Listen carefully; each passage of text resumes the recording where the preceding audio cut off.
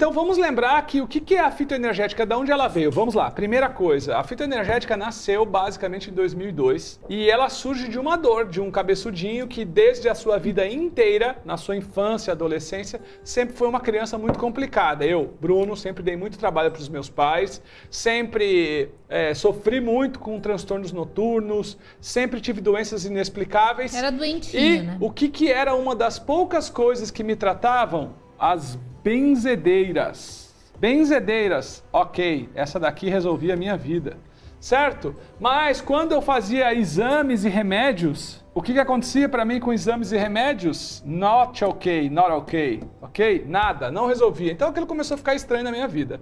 Meu pai e minha mãe tinham uma época, eu me lembro, falava, vou no médico amanhã. Não, vamos fazer o seguinte, leva ele primeiro na dona fulaninha. Bruno, toma lá, faz uma oração, vamos benzer lá. E aí, depois disso, a gente, se continuar, o que a gente faz?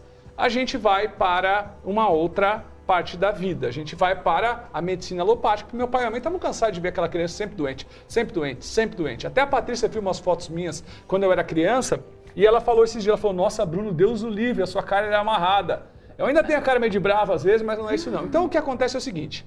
O tempo passa, eu como qualquer adulto da minha idade, eu vou desenvolvendo a minha vida, tal, eu paro de ficar doente, ingresso na minha vida como profissional na área de química, 17, 18, 19, 20, 21, 22, finalzinho de 22, 23 anos de idade, eu sou convidado para vir trabalhar no Rio Grande do Sul, graças a Deus. Por conta disso, conheci minha amiga cabeçudinha Patrícia Cândido, e quando eu chego aqui, já era um adulto, correndo atrás das minhas coisas, e é a primeira vez que eu vou morar sozinho. Então, o que acontece? A gente tem que sempre aproveitar esse momento, já que é uma aula especial, para entender que a vida, ela disponibiliza gatilhos. Então eu quero que você pense sobre os gatilhos. O meu gatilho, qual foi o meu gatilho?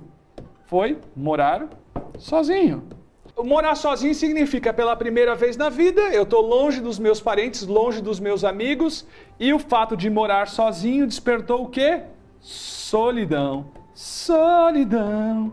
Quando a luz se apaga. Carência. Deu. Então despertou solidão e despertou carência, despertou emoções ruins, certo?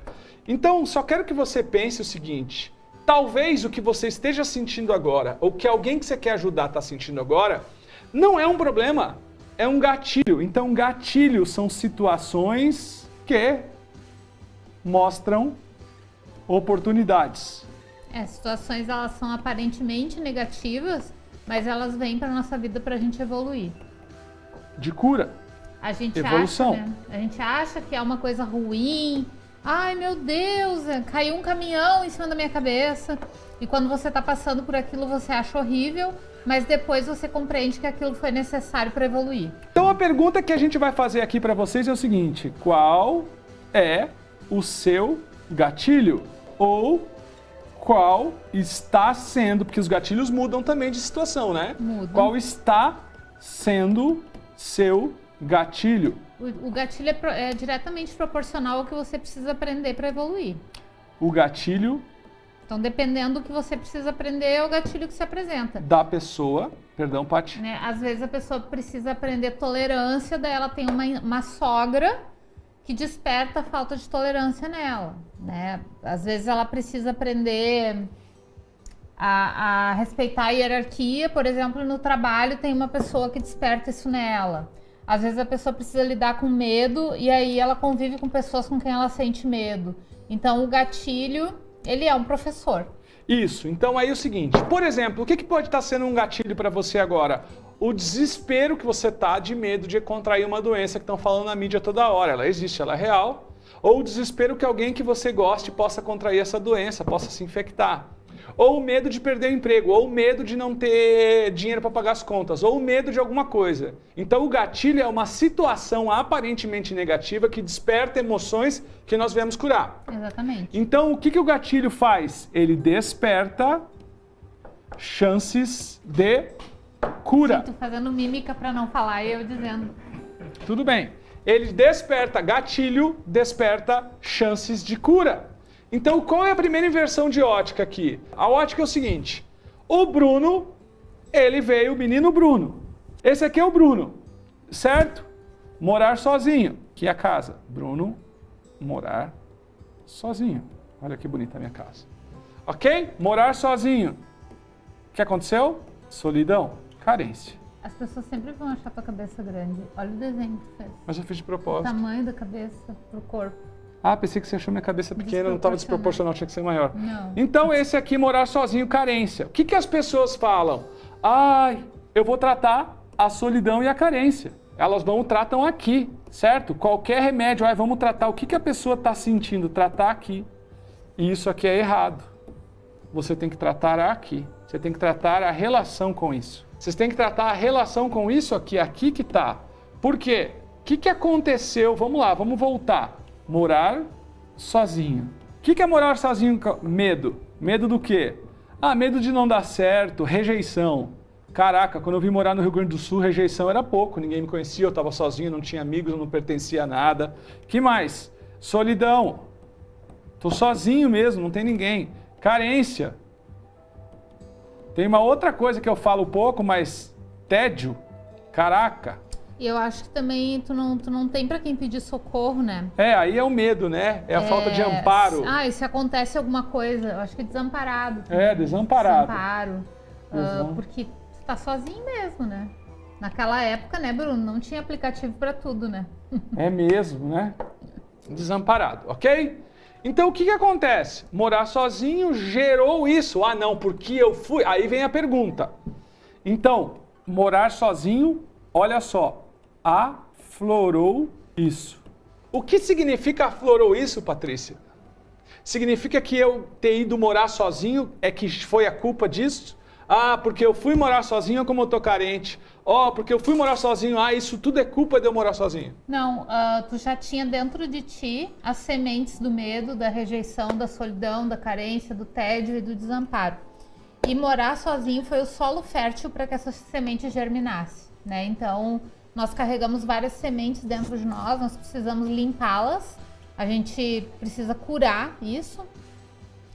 E às vezes acontecem determinadas situações que são os gatilhos que vão proporcionar que essas sementes germinem para que você possa curar. Então, raramente a gente encontra alguém falando assim, né, quando acorda de manhã: ai Deus, me ajuda a curar a raiva hoje. As pessoas não rezam pedindo isso, elas não falam isso. Só que o único motivo de você estar na Terra é curar suas emoções negativas, que pode ser raiva, medo, mágoa, tristeza. E aí, a própria natureza, o próprio universo se encarrega de colocar na sua vida pessoas, situações que façam essas sementes brotarem. Então, todo mundo tem a sogra perfeita para aflorar aquilo que a pessoa veio curar, ou o chefe perfeito para aflorar o que a pessoa veio curar, ou o trabalho perfeito, o filho perfeito, a nora perfeita para aflorar aquilo que a pessoa veio curar. Então, a gente não nasce na nossa família por acaso, a gente não mora na nossa cidade por acaso. Tudo é perfeitamente sincronizado. E aí, a gente sempre diz isso, né? Que Deus olhou para baixo e disse: meu Deus. Deus falou: meu Deus. Ele olhou para baixo e disse: se eu deixar eles sozinhos, sem um apoio, sem um amparo, eles não vão conseguir curar tudo isso, né? E aí colocou o reino vegetal aqui na Terra para nos ajudar de uma forma natural e equilibrada a curar tudo isso que a gente veio curar. Mas aí, medo, solidão, rejeição, tédio, carência, desamparo. A pessoa perde o brilho. Surgem as doenças, a pessoa perde o brilho. Ela apaga, os olhos apagam, a emoção apaga. E a imunidade cai. E aí, o que a gente faz? A sociedade atual faz o quê? Trata com remédio. Que atua na ironia, eu sou químico, química do corpo. Apenas. Olha que troço bizarro. É ou não é a nossa realidade? E foi isso que eu deparei quando eu comecei a estudar esse mundo. Eu estava mal. E acredite, a Patrícia tem um dos maiores livros do Brasil sobre o assunto, Código da Alma.